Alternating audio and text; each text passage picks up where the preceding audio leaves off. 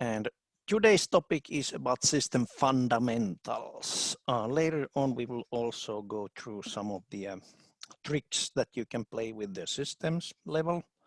But this is basically just to show you or remind you about the digital systems, how they are described. Last time we had the signals, and now we go into the systems. And let me start with this theory part again. Okay, and let's see, that's the full screen with some pointer. Excellent, so digital system fundamentals, that is.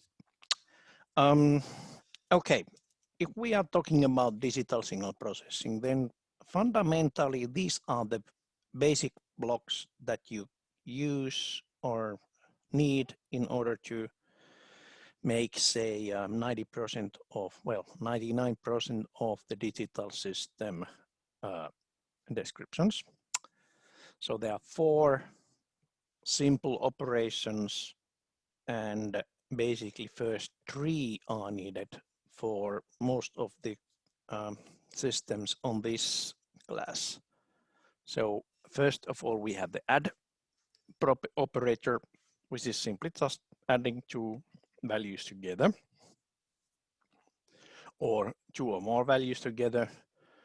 On mathematics, sign is simply either this well, plus, or then if it's a sum of plenty of values, then it's the big sigma, capital sigma. Block diagram symbols, then if we are going to block diagram or flow chart or flow diagram, it depends on the professor which term to use. It's either the add block or a sum block. Usually the sum is used for multiple inputs, and add is used for only 2 inputs. Well, it also varies based on who is drawing the flowchart. But anyways, these are more or less, you cannot mix them with anything else. Scale, meaning multiplication by scalar, meaning a number, not signal the multiplier, but a number multiplier for a signal. So signal is marked as x of n, and then basically it's just a constant value a, which can be, of course, be adjustable constant, but it's still not a signal. Block diagram symbol is, well, it's the amplification symbol. Triangle, where the left hand side here is the input and the right hand side is the output. And this is simply multiplying the input signal by a constant. Third basic operation is delay or time delay. Basically, it's marked as, in mathematics, it means that if there is a k samples delay, it's marked as x of n minus k. Okay, the same k actually would be on the block diagram either as if there is a the delay by some values, then it's basically z to minus k is the most common marking. So it's basically, and if you have a unit 1 time step delay, then it's z to minus 1. Sometimes it also can be marked as d. Well, this d is usually easier to make on the graphic symbols. You don't need any special editor to tweak the value as z to minus k. This upper marking may actually give you some trouble. But anyways, and if you are multiple, more than 1 sample delay, then it's k times d. And again, here usually you mark as the input for left and output on right, unless you have arrows to show the signal flow. It's actually, when you're drawing block diagrams or flow charts, it's actually a good habit to mark always the direction of the signal. Then the fourth operation. By the way, these first three operations, they are needed in linear system.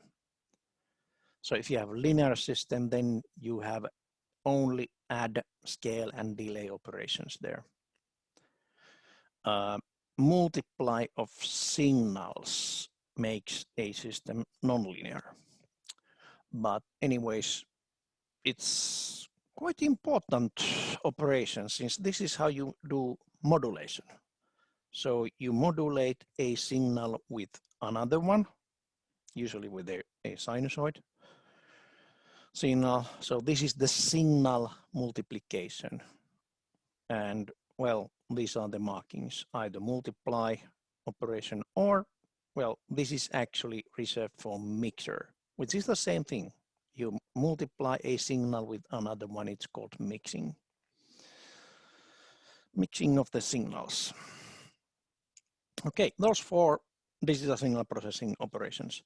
And if you have a system block that actually makes anything more complicated, like a function, then you define the system block also with the function. Sometimes you need that. Okay, properties of systems. Those are the basic properties, fundamental properties of any system. And they are not about good or bad, they are just, well, property, feature of a system. Four different kind of point of view. First one is linearity. Basically, linearity means that you have a signal input. If you have a signal input of weighted input of two signals, then you can actually take that scaling product out and break the sum. So it's the same as superposition principle actually. So only if you have a linear system, you can treat the signal either as a sum of signals or the sum of outputs. Either sum of inputs feed into the system or sum of outputs basically calculated after the system. Let me try something here. Since I have a kind of rig here, just to check if I can. Okay, good. So now I can actually draw some pictures here. Good. So basically what we are talking about is a system like, if we have two signals, A and B, or X1 and XB, X2, X1, X2, fed. Oh, okay, this doesn't really work. Let's see if I can, maybe I need a thicker pen, if I can find one which works. X1, okay, now it works. A X2 multiplied by B, go into summing, so sorry about the mess, and then go to the signal. So if the system is linear, this is same as feeding the X1 first in the system, then X2 into the system, and then basically you take the multipliers A and B and sum those together. So basically, if the systems give the same value, then it's a linear system. Well, that worked pretty well, actually, better than I thought.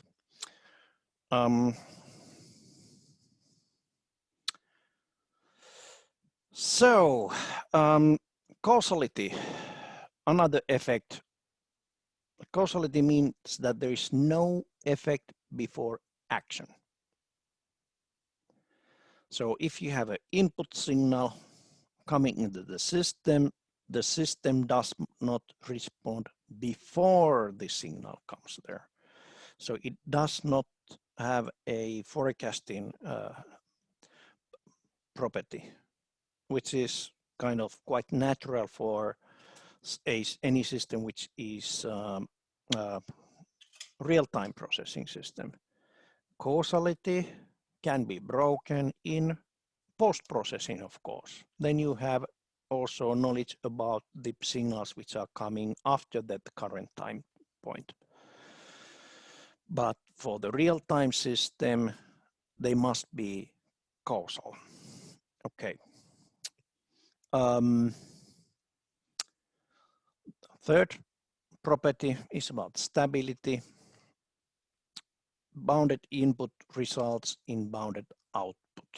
That's the stability we are talking about in here.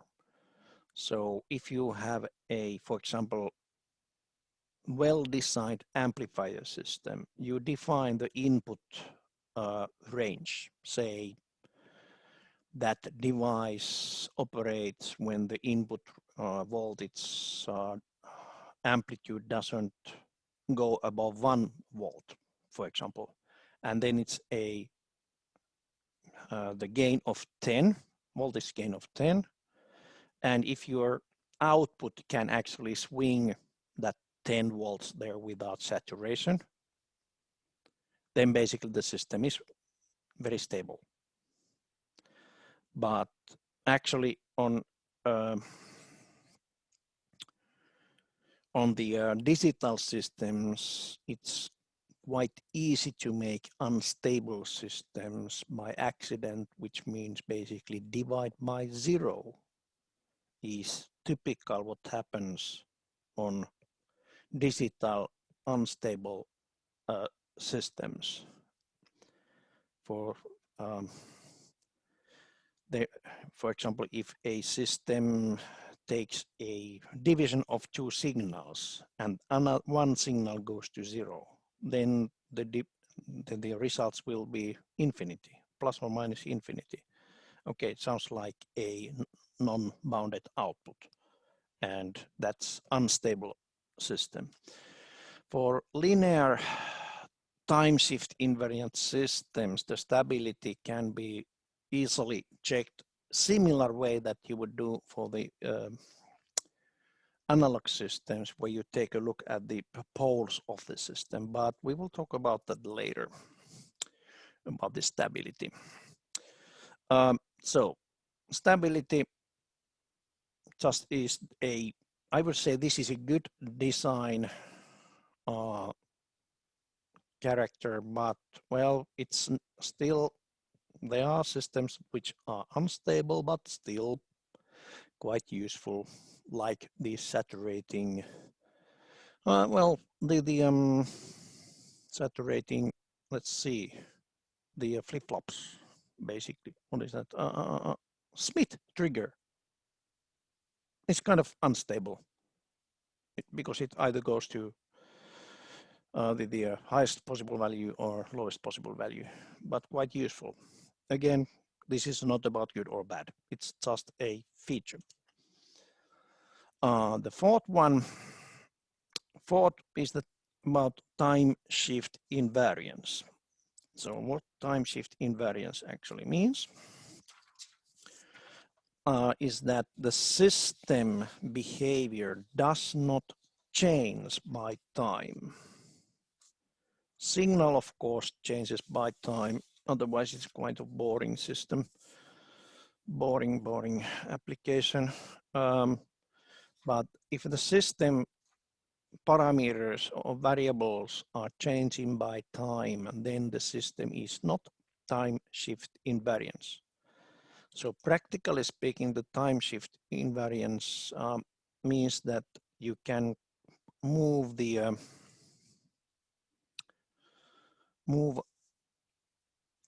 this delay operation. So if you have a system, F, input signal, you delay the input signal by some say few steps, and then what comes out. So basically this should be equal to a system which you take first the system and then the delay. And basically this output should be equal if the input is the same.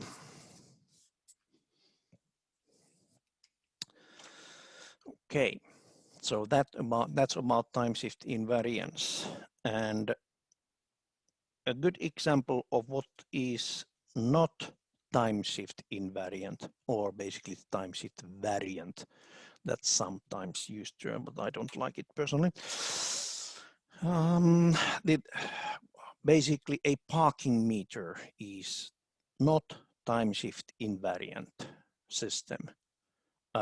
Usually, well, almost always, the parking is either cheaper or free at night time, at least in Finland. So nighttime parking on the curbside is usually free. But then at 7 a.m., between 7 a.m. and 7 p.m., you must pay. And there might be actually some times that you must pay higher price from the parking.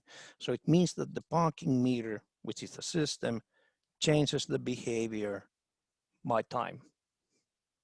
The same coin what you put there on evening, €1, it would cover only, well, the few minutes on the beginning. So basically you would get the night and the, for example, 1 hour on the morning parking time. But if you put that one at the midday, then it's only that 1 hour or even less. Okay, so basically system changes the behavior by time. Say filters and SATs, they are considered time shift invariant systems usually.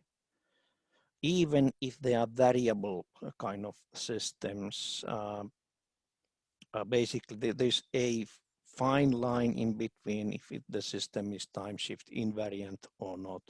If you have these system coefficients which you can tweak, adjust the system coefficients, then basically you are considering that as a multiple systems, and each of those systems are time shift invariant. So that's when we're talking about the most common digital filter systems. So digital filters on this course are mostly linear and time shift invariant. They are also causal, since we are dealing mostly with a real-time signals, and stable to avoid any not or numbers on the output. Okay. Then difference equation.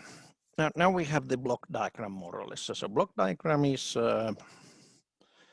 built with these blocks, and you draw these. You have seen these before. I'm quite sure that you have seen this kind of flow charts, block diagrams before. So nothing new on those. But for the digital systems, there are also the formula to calculate. And difference equation is the one which is used to formulate the system, especially for linear time shift invariant system, where you basically can define the system output, and actually this is the weighted sum of system output and its history, and that equals to weighted sum of the input and its history. So practically speaking, we are talking about this sort of systems. So LTI systems, they always look like where you have the X of n coming in, then you have a delay chain, 1 time step, 2 time step, 3 time step delay. Then you have the waiting chain, the waits here. Okay, this doesn't.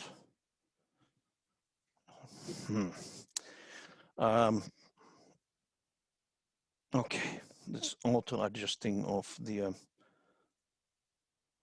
lighting is not perfect one on this cheap camera.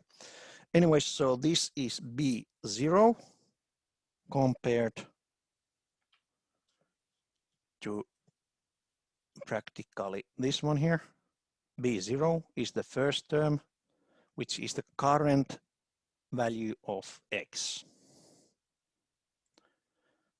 Then on the second one, we have B1, which means this is the scaling factor for the 1 time step delay X, which is the history of X, the first value of on the history table, and then B2 and so on.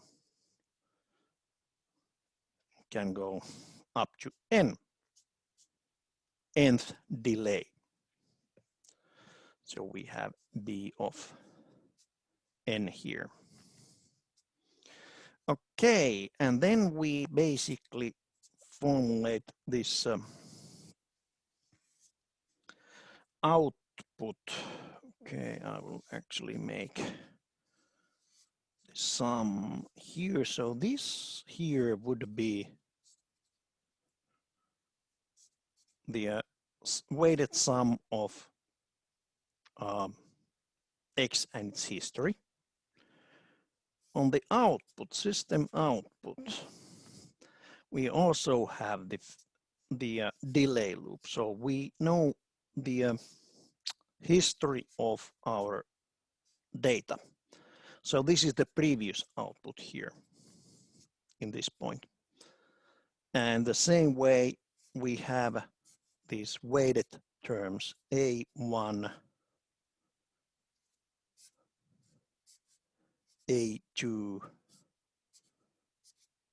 system parameters, system coefficients, and so on. Here we have the A of n. And now I'm actually making a sign error here. What am I actually doing here? I said I'm doing sign error. Okay. Usually difference equations arranged to calculate the current output. This is the form it's defined. It's a summed output and its history is equal to weighted sum of input and its history. When we move everything else except that current value of y of n on the right hand side of the equation, then we will actually have minus sign on each of those. Let's see if I can find a red. No, doesn't work. Of course, they don't work.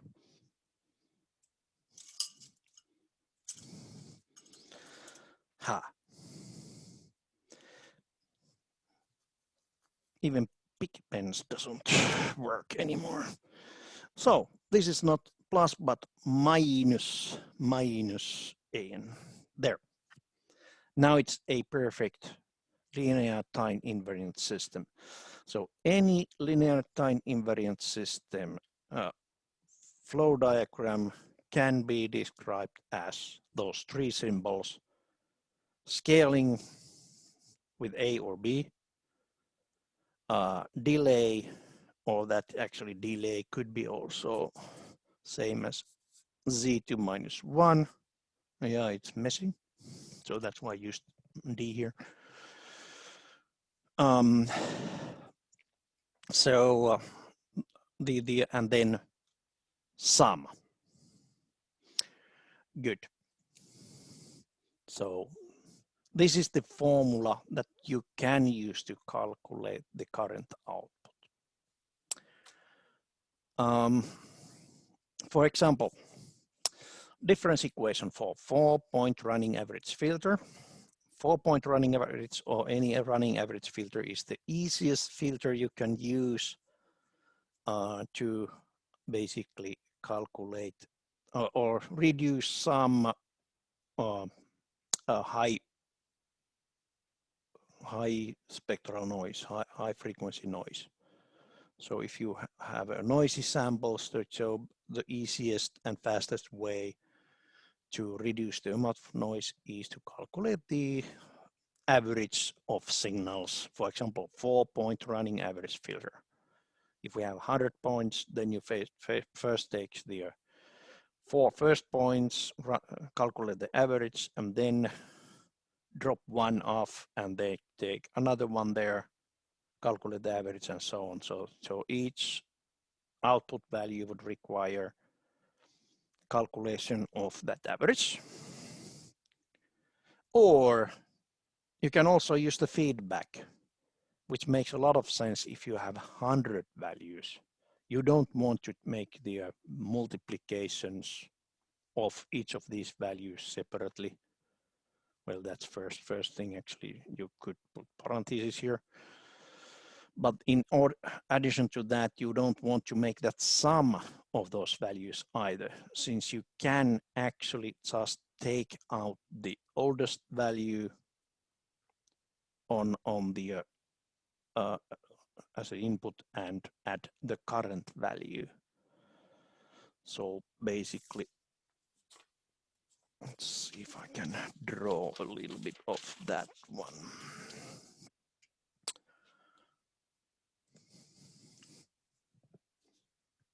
I just hope that I'm not oversimplifying things. But anyway, so if you have a signal like that, for example, these 4 points, you calculate the average here, calculate the average y of n, then you take actually the next 4 points. How to calculate that one? Well, you add this, subtract the first value and calculate the, so you still are having the running sum of the middle points there pre-calculated. Much faster that way. The 4-point running average already has one addition less. Okay, so difference equation is one way to calculate the output, but block diagram actually is the one which shows you how to calculate it. So this gives you the graphical representation of the filtering formula, optimized filtering formula. So the previous example, this is the flow diagram of a stupid system where you have the delay loop here. This is not actually that stupid after all, since we are talking about the basic LTI system, or that without the feedback. And if these parameters B would be different from each other's, then actually that's the only way you can calculate it. But in this case, we know that these values are the same. So what we can do is we can take the common multiplier out. Haha, linear system. So basically that linearity in here means that you can take this the 1/4 scaling factor to the left-hand side of each of those delays. So the delay is a linear operator. You can take the common multiplier from right-hand side to left-hand side. And okay, now we have only one multiplication instead of 4 multiplications. We still have the same amount of delays here, but if we have 4-point running average filter, or actually additions, 3 additions, we can see that, okay, we need one more delay. So we need to also save one more value from the input. And also we need to save the previous output. So now we are talking about, if in these two we have the current value plus three the memory locations for saving the previous values. Here we are talking about 5 memory locations to save the previous values. But on the other hand, we got rid of one, the addition, which is not a big thing here, but think again, 100-point running average. This one would have actually 99 additions, operations. In this one, we would still have that 2 addition operations. So the speed reduction is quite remarkable. On the other hand, this 4-point running average filter or any running average filter is waste of bandwidth. I will show you that one later, actually next week. Okay, so this far everything is fine. We have the block diagram and a corresponding the difference equation. As you can see, we have basically 3 different difference equations, where the last one is the most cost efficient to calculate. So that could be implemented on as a software. Okay, and okay, one small thing, small detail. Usually on the fundamentals of programming class, there is a one the idea about using ring buffers, and your software teacher usually don't know whether ring buffers actually could be used. Ring buffers are extremely efficient on this kind of applications, since you don't actually want to shift data on a memory block, but just shift the pointer on that memory block. So now you know where to use the ring buffer if needed. Okay, transfer function. Now we jump into the spectral space. On analog systems, the transfer function is defined as with the Laplace transform. Since this actually looks ugly, I will also draw that one in my camera. Maybe I could actually make this camera a little bit smaller to show also some of that text. Okay, that's the Laplace transform defined the transfer function. So we have the h of s is actually y of s divided by x of s. That basically is the same as y of s equals to h of s times x of s. So the transfer function it answers the question, what is the output when we know the input in frequency space, in complex frequency space. And the H of S, the transfer function, is a good representation of any signal, system behavior, linear system behavior. That's defined by transfer function. Similarly, the in discrete time systems, we still have the same definition, but we are actually not on the Laplace transform, but we are using the Z transform, which is the basically corresponding the transform which is working for digitized signals or discrete time signals. Nothing fancy actually, it's basically the same thing. The definition is still the same. So if we know the input, we calculate the Z transform and multiply with the transfer function, and then we can, well, inverse Z transform, find a inverse Z transform to determine what is the current output in complex plane. Complex, but anyways, it's also, well, that's the philosophical point of view of saying what is a transfer function.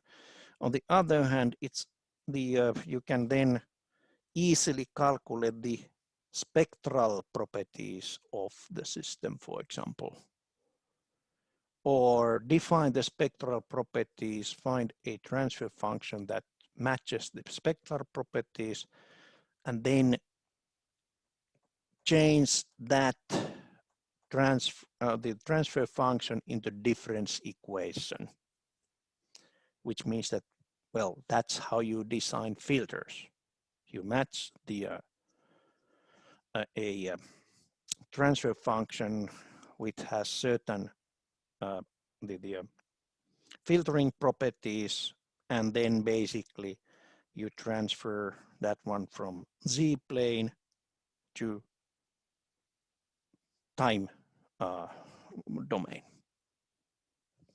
Okay, and that is easier than it sounds like. Quite straightforward.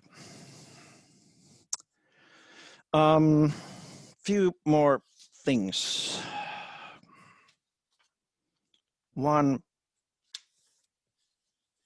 to remind you about, I think you also already have had this one somewhere. Convolution.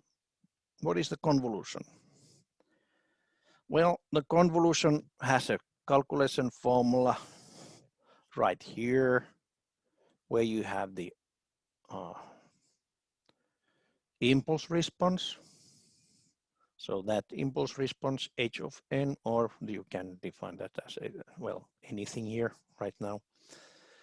And the convolution is simply a sum of the input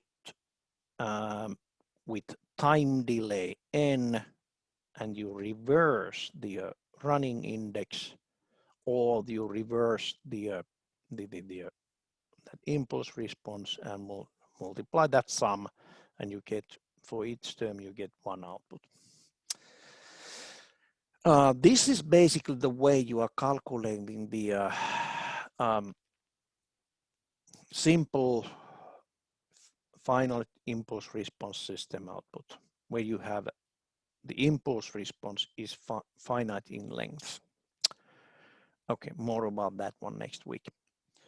But basically, it's nothing more than, okay, y of n is actually the inverse Z transform of, okay, that looks ugly. Let's take a look at the different way of showing that.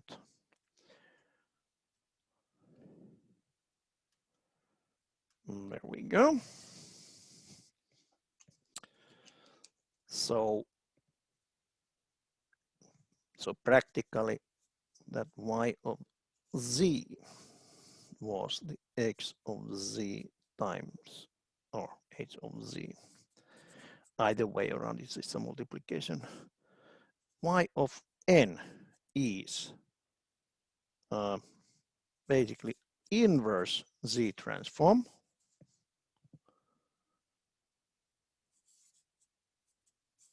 of that. So basically,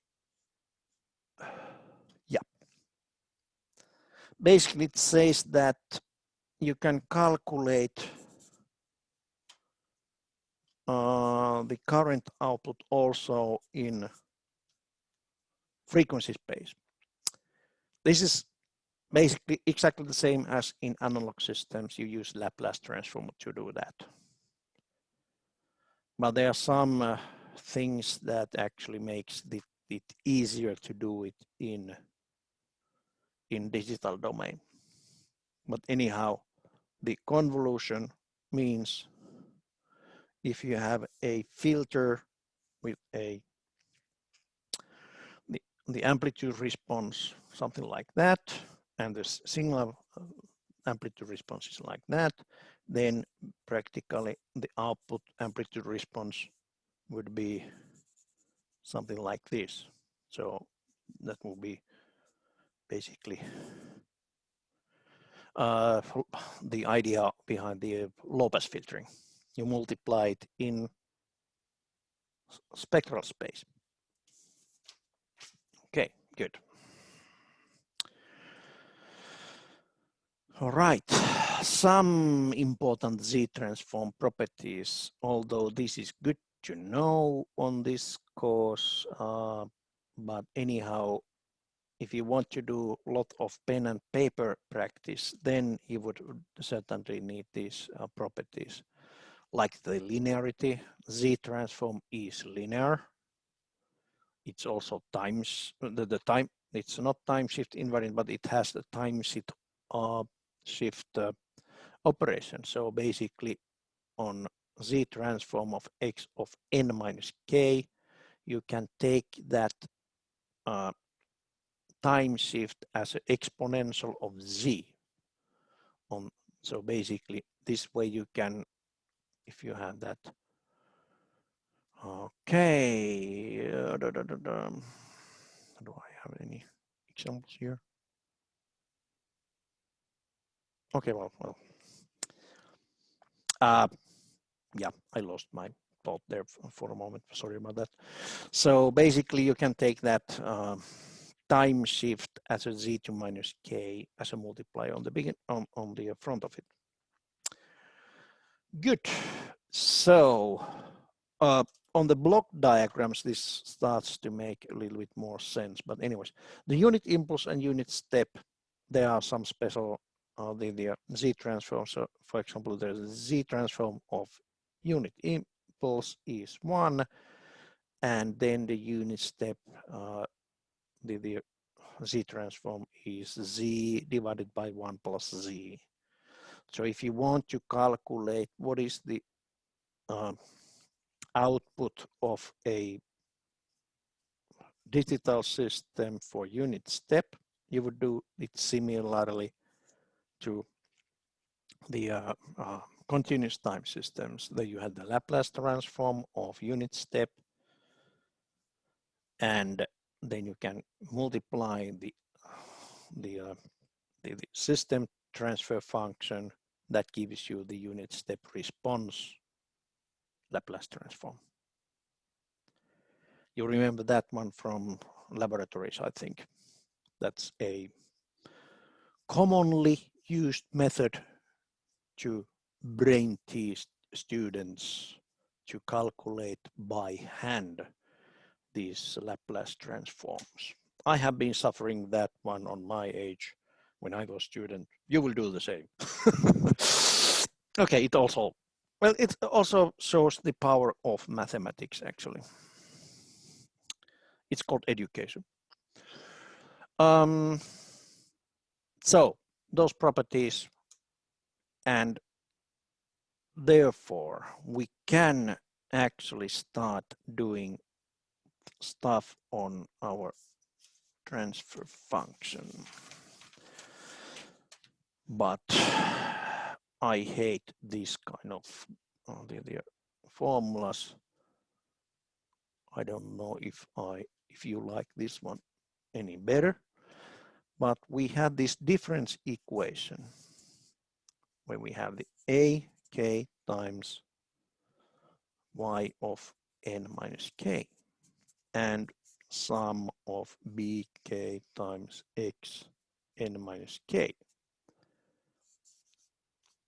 You can actually take the z transform of both sides and use the linearity operation. So basically these are the scaling factors. So you can take the scaling factor on the other side, but it's also sum. So this is the weighted sum of inputs, but you can also use the other way. This is same as AK times z to z of y n minus k equals bk z x n minus k. Beautiful. Then the time shift operation. Now this time shift here, we have AK times z to minus k times z transform of y of n. So this is the y of z equals to bk times z to minus k z of x of n.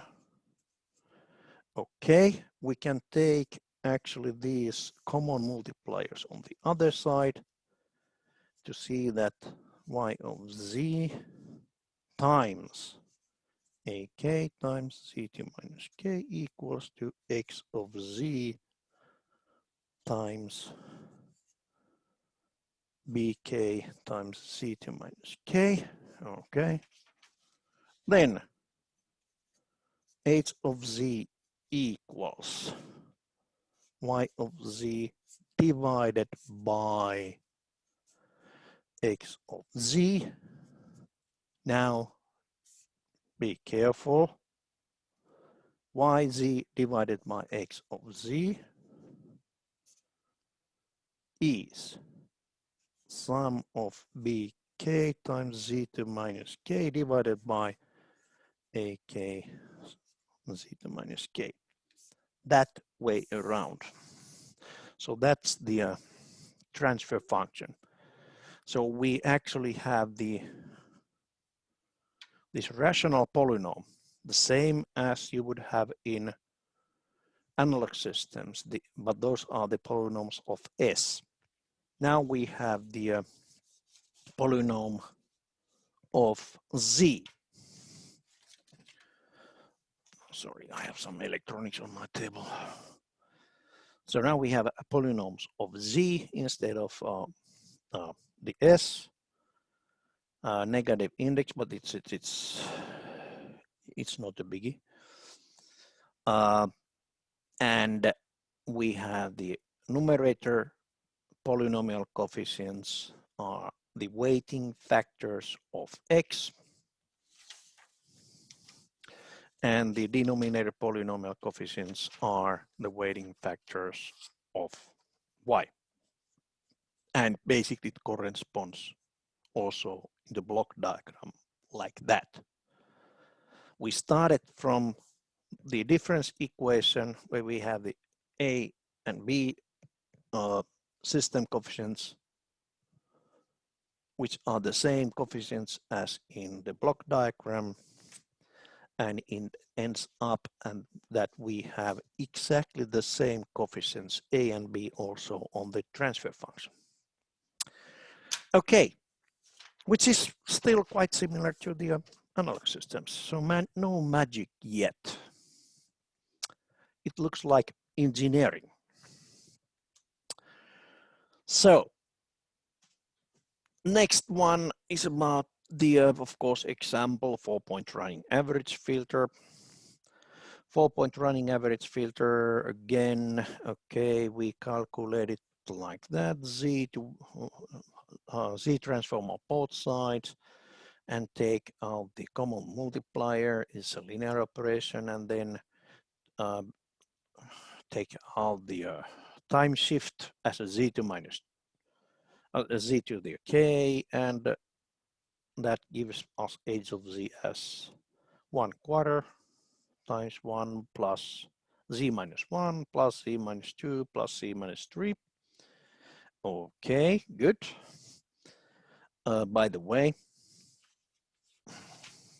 now you might actually also notice that y on these block diagrams, sometimes the delay is marked as z minus 1. That's because if we are actually using x of z instead, on that point we have z to minus 1 times x of z. So this in block diagram shows up as a z to minus 1 on the z on the complex z plane, complex frequencies plane. There. Okay. We also had these two other forms of, or actually one another form of the same difference equation, but using the feedback term.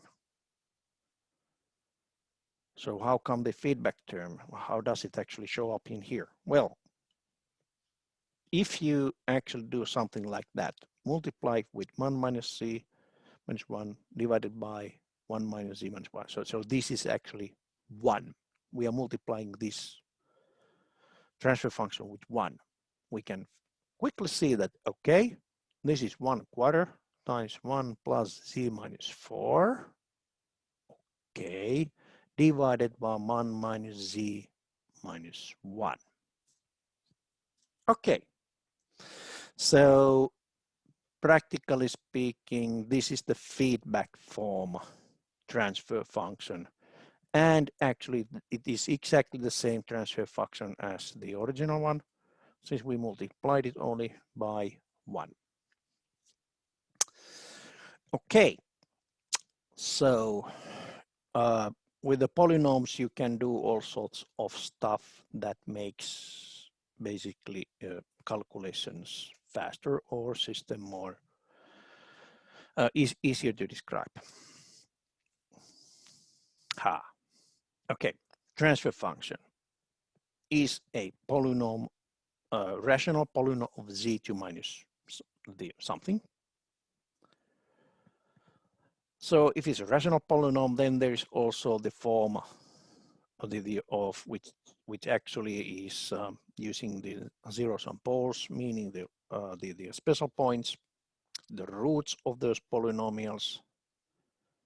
So zeros of this transfer function are the roots of numerator polynomial, and the poles are the roots of denominator polynomial, equal to the S-plane, the continuous time transfer functions. So there we also have the zeros and poles. Zeros are the numerator polynomial. Yeah, zeros of the system, meaning that a numerator polynomial goes to 0. Poles are the special places, since we don't want actually this one to go 0, but this is just to calculating the roots shows you if the system is stable or not. Okay, so from that form to that one, let's see if I have no. Again, I need to show you a little bit how it is done. So we have the h of z equals to b0 plus b1 times z to minus 1 plus b2 times z to minus 2, and so on. divided by A0 plus A1 Z2 minus 1 plus A2 times Z2 minus 2 plus and so on. N terms, last one is Bn, Z2 minus N. The last one here is the An, Z2 minus N, where the N actually is also called the order number of the system. So the highest order delay defines the order number of the system. Okay. We can then multiply both the numerator and denominator with the z of n, which gives us b0 times z of n plus b1 times z of n minus 1 plus and so on plus bn divided by a0 z2 minus n, not minus anymore, plus a1 z2 n minus 1 plus a of n. Okay, now you can see this is nth order polynomial, and we are talking about a complex plane. Complex numbers means that this has n roots. Both of these polynomials have n roots, and we can reorder this one as the product of those roots. So we have z minus z1 times z minus z2 plus times z minus zn, n roots. Here we have also n roots, well, they are called poles, so we have here the marking those as z lower index, and those are p like poles or polstellen. So these are Norstellen in upstairs and on numerator and polstellen in the denominator.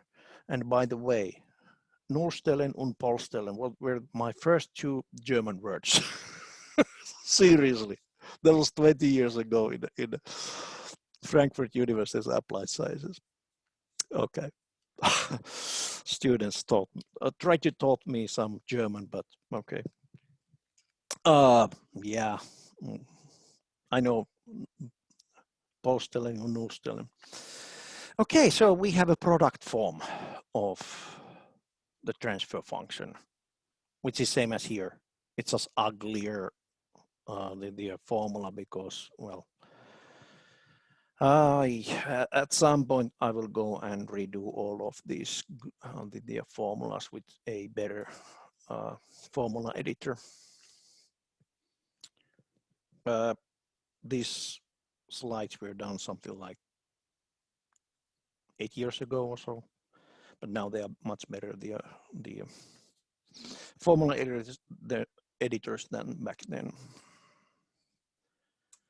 Okay. Yeah, a little bit crappy picture, but anyways, the zeros and poles also can be shown as a graphical representation or zero pole plot. It's also called Argon's diagram.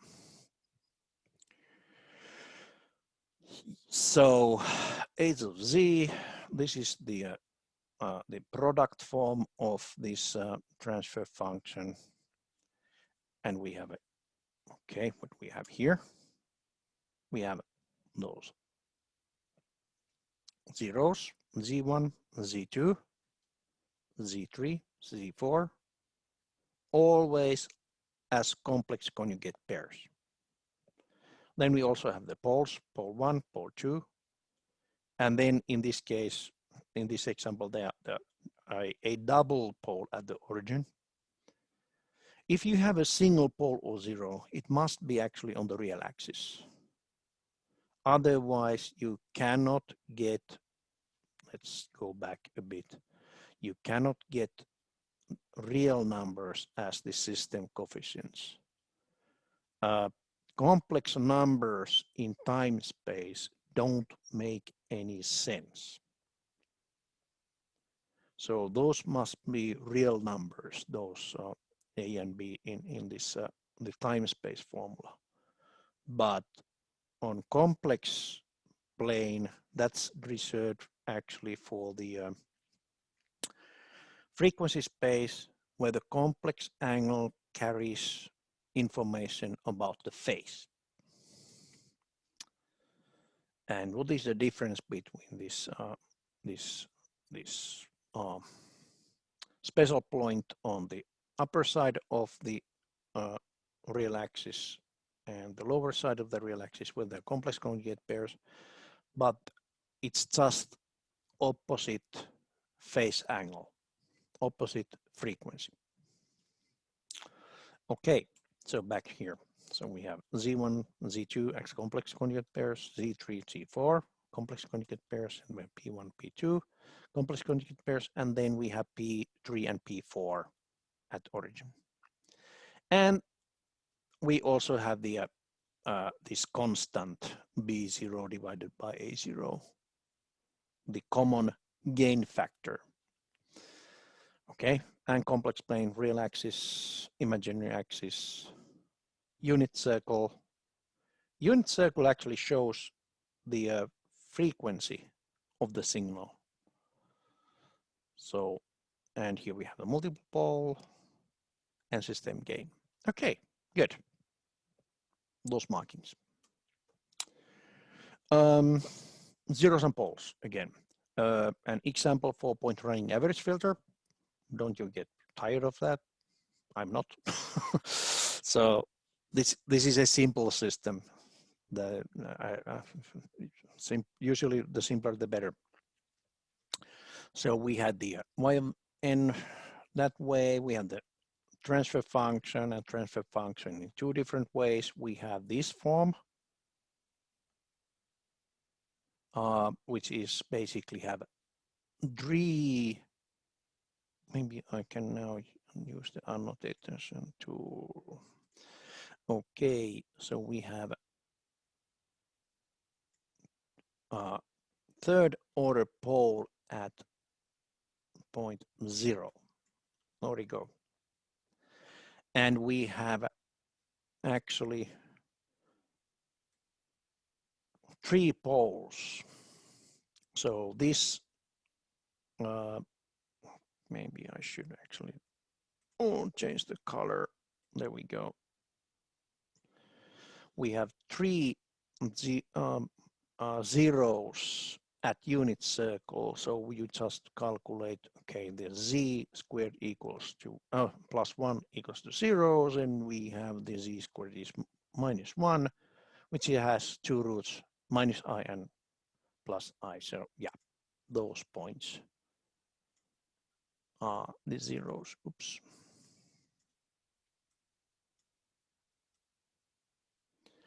There. Good.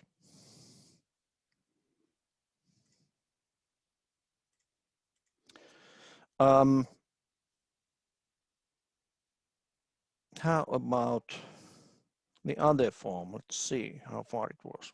Okay. How about that? What is the transfer function or the zeros and poles of this transfer function on the same plot? What is the difference? Actually, the difference would be that we have a 1 extra 0 here, which comes from the z to the 4th exponent equals to plus 1. Minus 1, sorry. So actually, you have 4 roots for the numerator, but then you also have the pole at the same point. So they're canceling out. So that's the same as multiplication of 1 of the transfer function.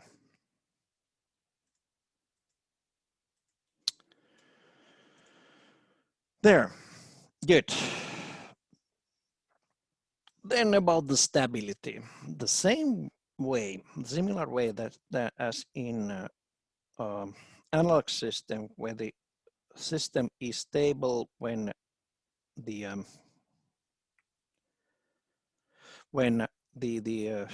poles are on the left-hand side of the complex S-plane.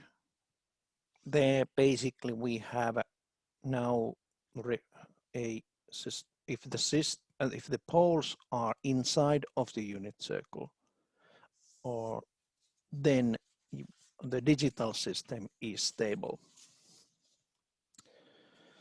So it takes the same ways as in analog systems, it only depends on the poles. The zeros can be wherever.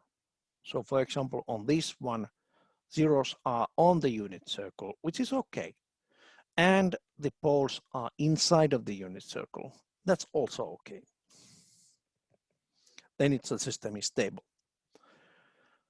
If any of the poles are outside of the unit circle, the system is unstable. Okay, so if we had a pole on the, for example, here, then the system would actually end up oscillating with a positive feedback, meaning that it will be overloading the system really fast.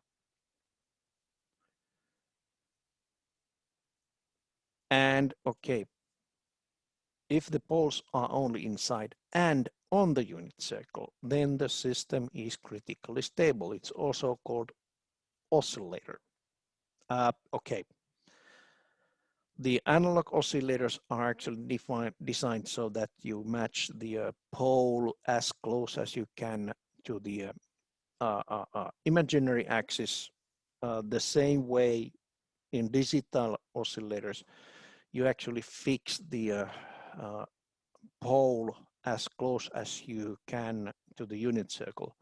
If you put it exactly on the unit circle, then you start calculating with rounded numbers.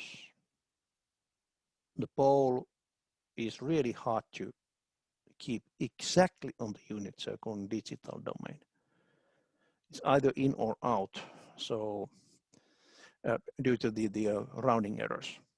Even the double precision floating point is not quite enough for that. So practically also the oscillators in digital domain, they are defined, say, stable, but then you have another system to feed in a signal to keep that oscillation going on. Okay, but anyways, so zeros can be anywhere, inside, outside, or on the unit circle. So stability, easiest way for linear time invariant system is to figure out, find out what are the system coefficients and calculating the poles. Okay, great. So that was my theory show. Let's go on the beginning again. So basic DSP operations and in block diagram. And in block diagram, they look something like this.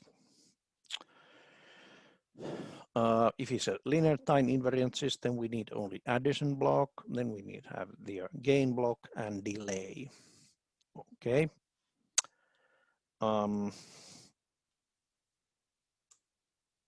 Properties, linearity, time shift invariance, stability are good properties for digital filters. Not actually good, but they are properties. On this course, we handle most of the systems which are linear time invariant, time shift invariant, and hopefully also stable. That's the easiest way of doing filtering. And then causality, okay, it basically you need to have a causal system for real-time operations, but otherwise it is just a system property. If you have a post-processing signal, then you can, for example, time shift, or you can time reverse the signal. There's one good reason to do that. Maybe next, yeah, I think it was next week on the system responses we talk about why you might actually sometimes want to time reverse the signal. But it makes it non-causal, but post-processing, again, it's okay. Then we have this difference equation, and this is the most common place to make a sign error. The difference equation is defined like the weighted sum of output and its history is equal to weighted sum of input and its history. And when you have the sum in this on the left hand side, you just leave the current value what you want to calculate for the output and move the rest on the right hand side, and you have the minus sign here. Okay, remember the minus sign. Be careful on this on the calculation of coefficients. This is the most common place to make mistake on this course. Okay, difference equation looks like that. By the way, or using the feedback, the difference equation for that on the other form.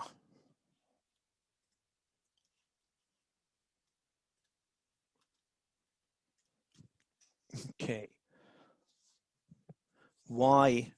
yn minus yn minus 1 equals to 1/4 of x of n minus x of n minus 4. Okay, sign.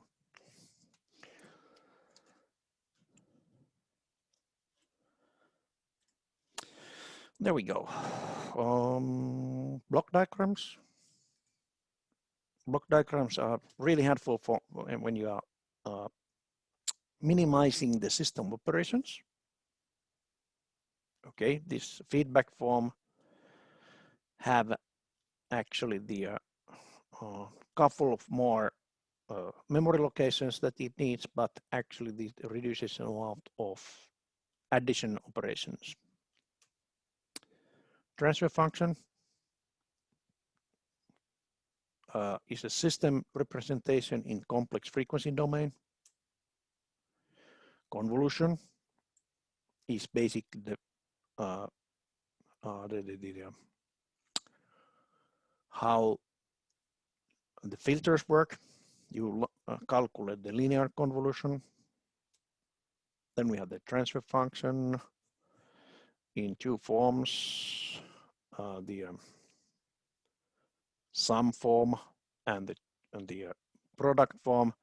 Okay, and these system coefficients B and A are the same as in difference equation, same as in flowchart.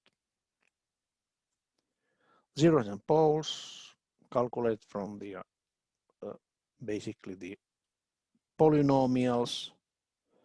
So these AK and BK, they defined Z nth order polynomial of Z, and which has n roots. And if you calculate those, they will end up being a complex conjugate pairs like that, where we have the real axis, imaginary axis, unitary system game, that kind of stuff.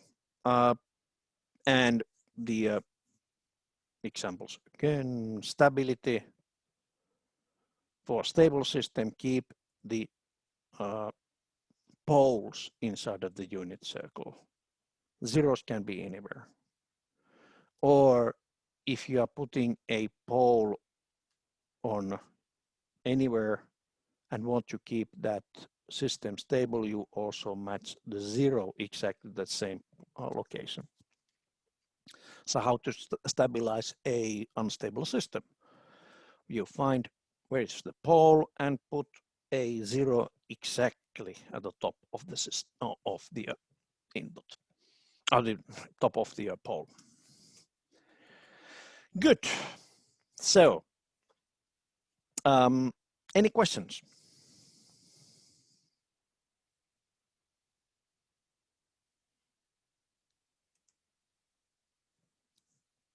Okay, no questions. So let's have break, say 15 minutes break or 20 minutes. And we will then continue with the MATLAB. By the way, I cannot get the MATLAB working at home, so I will show you things with the Octa, but you have the MATLAB, use that one. They are similar enough. You shouldn't have any problem there, but anyways, 20 minutes break, so we'll continue at, let's see, 12 and 10 your time, I think. No, it would be 13 and 10 my time, yes. That's about 15 minutes, 20 minutes, right.